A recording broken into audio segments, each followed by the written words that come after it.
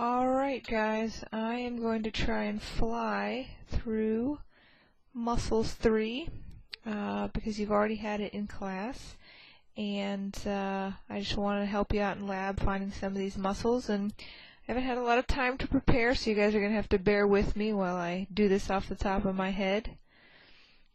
So let's see here. Alright, this is the main breakdown of this lecture. We're going to talk about muscles of the anterior thigh. Specifically, we're going to talk about the femoral triangle, which is a technique used by anatomists, the different muscular triangles, to help you guys remember where the muscles are in relation to each other. We'll do the medial thigh muscles, we'll do the posterior thigh, and then we'll do the leg. So the anterior thigh. All the muscles of the anterior thigh function to do the same thing. Flex the hip and extend the knee. So flexing the hip would be like stepping up a stair. That's flexing the hip. Extending the knee is kicking motion. Those are the two functions of the anterior thigh. Quadriceps femoris is the term of a group of muscles. There is no one muscle called quadriceps femoris. Quad, that's where you're getting the four. Femoris, these are four muscles that relate to the femur. Okay, the four muscles are rectus femoris, vastus lateralis, vastus medialis, and then the fourth one is on the next slide. It's vastus intermedius. So if we look at this picture over here, rectus femoris is the very large centrally located muscle on the anterior thigh. It's the one in the middle. When you kick your foot out, you use quadriceps or rectus femoris. When you cross your knee and your hip joint, flex your knee, extend your knee, quadriceps or rectus femoris helps you with all that. Now vastus lateralis and vastus medialis are trying to tell you their location. Vastus is referring to the fact that they are very large muscles. Vastus medialis is medial to rectus femoris. Vastus lateralis is lateral to rectus femoris. So far we've seen three of the four. Now, vastus lateralis is the largest of the four muscles. This becomes important because it is one of two spots that we'll talk about in the lower limb that can be used for an IM injection. That's an intramuscular injection. Opposite of vastus lateralis, so on the other side of rectus femoris, is vastus medialis. Okay, vastus medialis, it's a large medial muscle on the anterior thigh. Vastus intermedius, again, inter means between. So vastus intermedius is actually between vastus lateralis and vastus medialis, but the trick is that rectus femoris is also there. So vastus intermedius is located deep to rectus femoris. So in order to ever see vastus intermedius, and keep this in mind in lab, you need to pull off rectus femoris and you will find vastus intermedius deep to rectus femoris. All four of these muscles, the quadriceps muscles, fuse to make the quadriceps tendon. That's the superior part of the tendon that encloses the patella. After the patella, it turns into the patellar tendon, and then remember, it attaches to the tibial tuberosity. Still on the anterior thigh, on the lateral side, you have a very large piece of fascia. Fascia is just connective tissue. The fascia on the lateral thigh is called fascia lata, and it has intermuscular septa. Septa are dividers. That's all they are. Okay? The little piece of skin in between your nostrils is called a septum. It's just a divider. So it is a divider between muscles of the anterior thigh.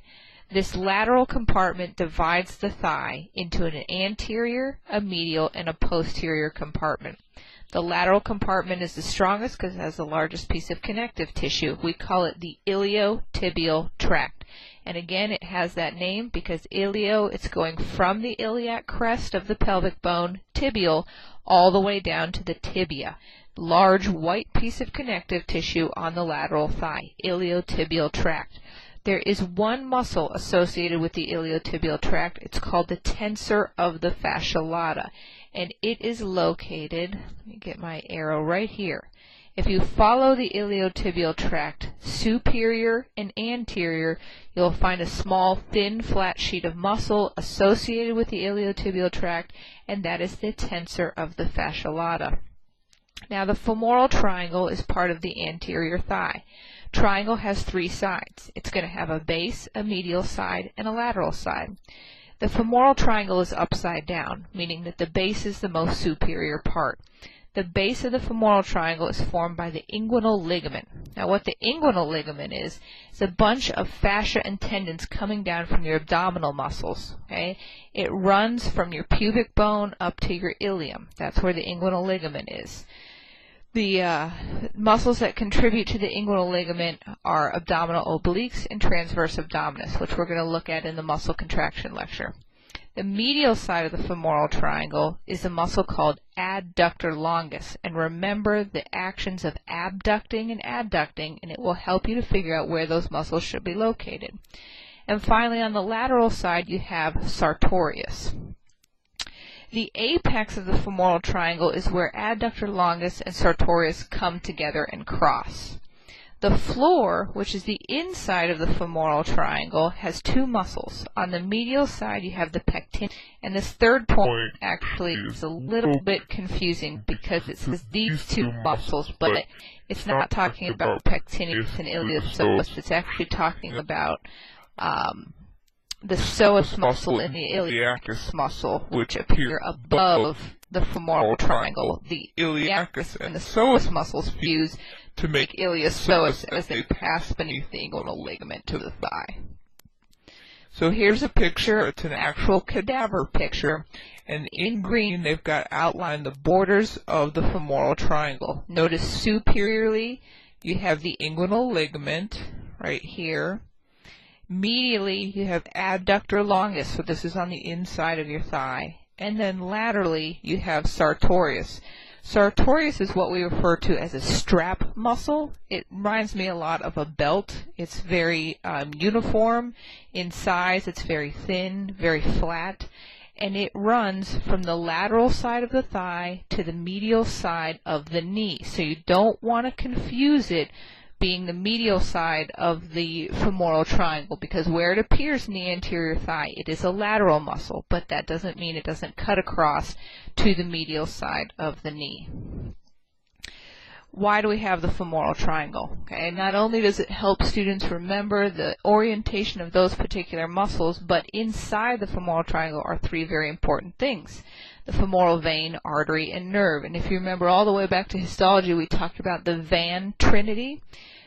In a lot of places where veins, arteries, and nerves run together, they will run vein, artery, nerve in that order. So, well, if we look back at this picture, you can see, here they are.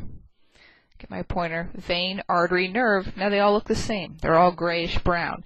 To help doctors, to help nurses, to help people remember which one is which, because now they are all gray and brown, you remember what order they are in.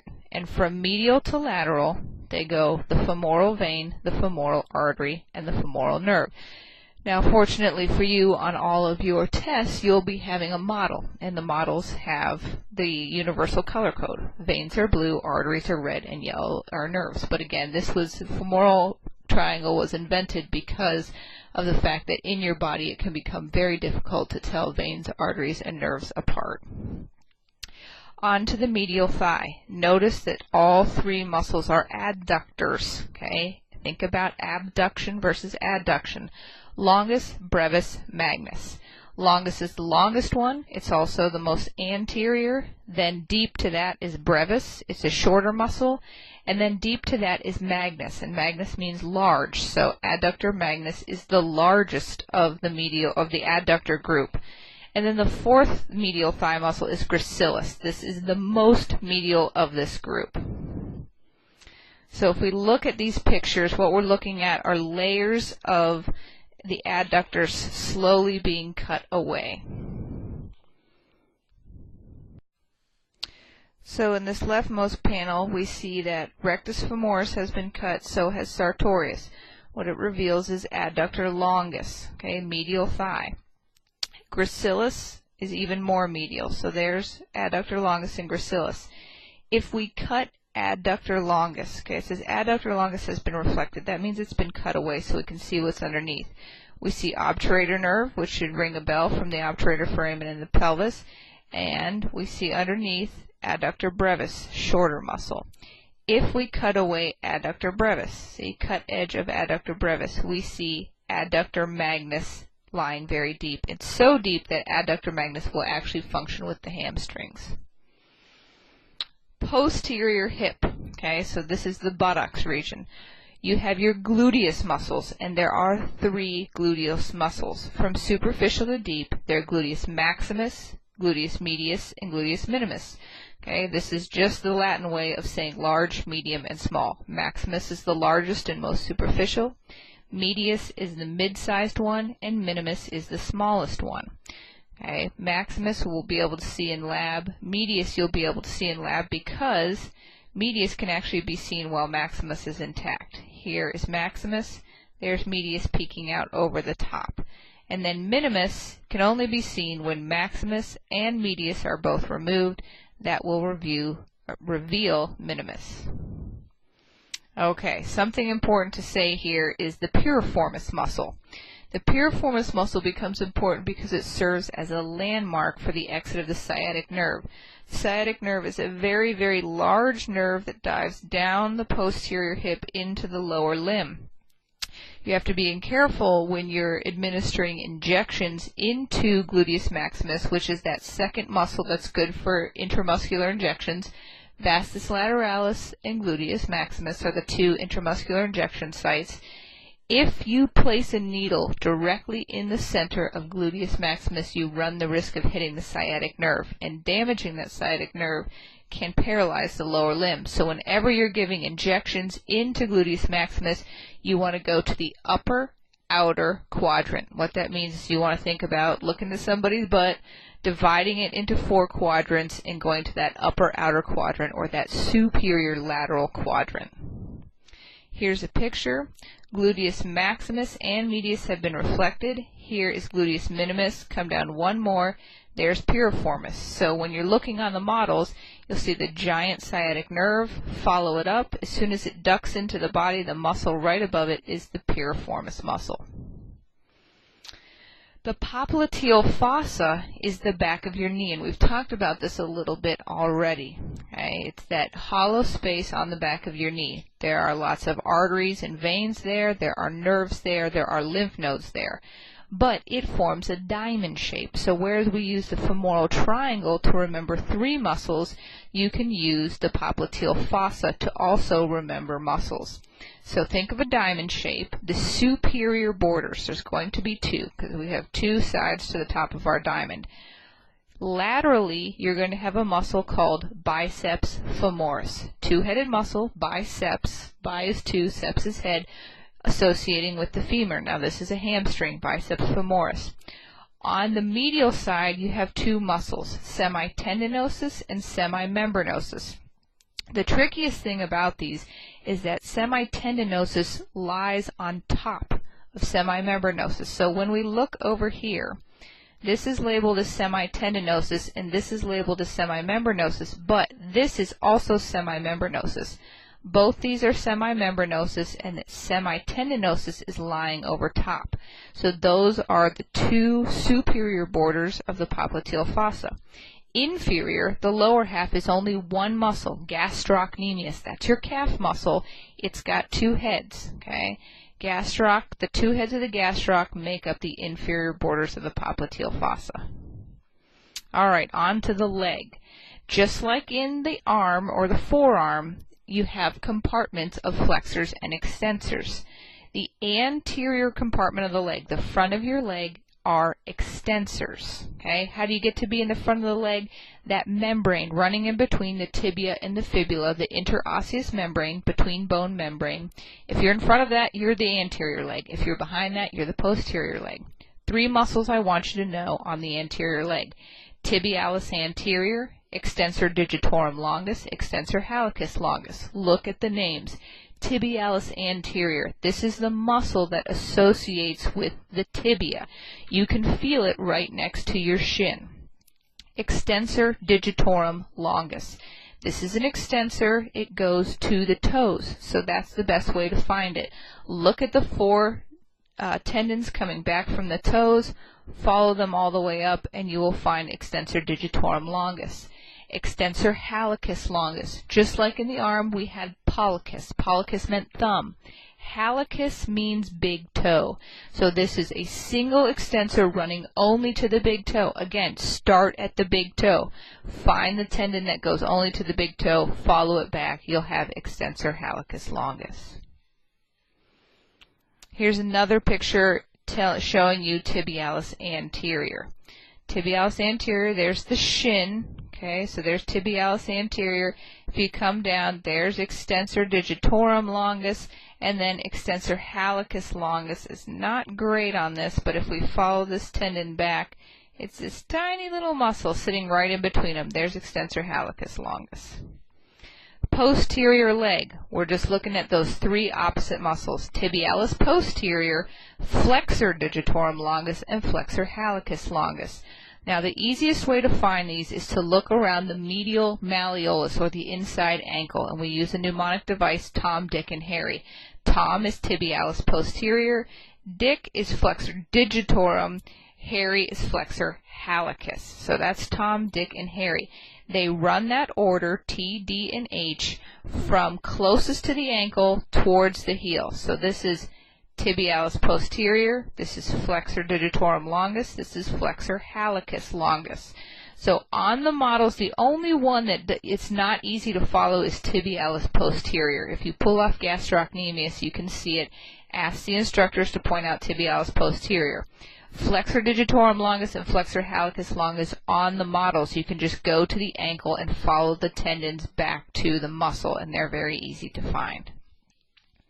Finally, the foot. If we look at the plantar surface of the foot, that's the underside of the foot, and we go from the most superficial layer to the deepest layer. So we pull off the skin, the first thing we see is what's called plantar aponeurosis. This is just a very thick piece of connective tissue. It's very fibrous. It makes up the sole of your foot. A lot of little bones in your foot. They have to be held together. If we pull away plantar aponeurosis, we see the brevis, okay, flexor digitorum brevis. We saw flexor digitorum longus. Now we're looking at flexor digitorum brevis. So again, on the test, if you see a sticker on the bottom of the foot that's a muscle, it can only be one thing, flexor digitorum brevis. If we cut away flexor digitorum brevis, we see the tendons of flexor digitorum longus. And once those tendons branch out to the toes, we actually call them lumbricals. So whenever you curl your toes under, you are using flexor digitorum brevis and flexor digitorum longus to flex those toes. And here's a picture all the way on the left. We have pulled off the skin, and you see the plantar aponeurosis. If you pull that away, the very center of the foot has flexor digitorum brevis, and you can follow the tendons to the four toes. And if you cut that away, then we see just the tendons, just the lumbricals, one going to each of the four toes of flexor digitorum longus. Another picture of the same thing. Here's flexor digitorum brevis, cut it away. Then you see just the tendons, just the lumbricals of flexor digitorum longus. Okay, so I flew through that, but I do want to get to muscle contraction. So hopefully that helped you guys out with the third muscle lecture.